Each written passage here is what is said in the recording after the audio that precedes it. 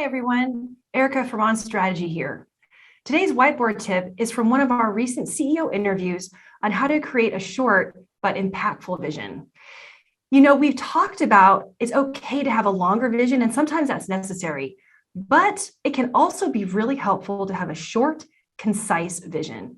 It's not easy. So we created 3 tips to help you create a short vision that still connects to your core purpose. First one, use action verbs to create movement. I love a vision that has movement, that says where we're going and why and what success looks like, and that needs to have a verb that has action. The second tip, if it's short, be concise, but be bold. Shorter doesn't mean any less powerful, and quite frankly, it can be more impactful. That's your second tip. And your third tip is if you keep it to one sentence, and being short would mean that you're keeping it to one sentence, don't lose your why.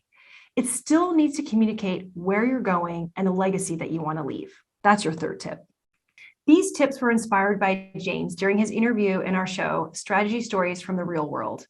James is a co-owner and a third of the Leadership Council for Healing Healthcare. Healing Healthcare provides the amazing imagery and audio tracks in hospital rooms around the country.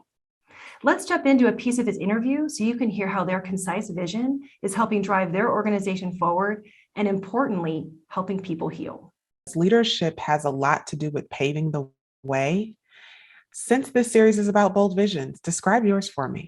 Yeah, our vision statement is very simple. Our vision is to influence, inspire, and enhance lives through our care programming. Helping people is what drives this organization.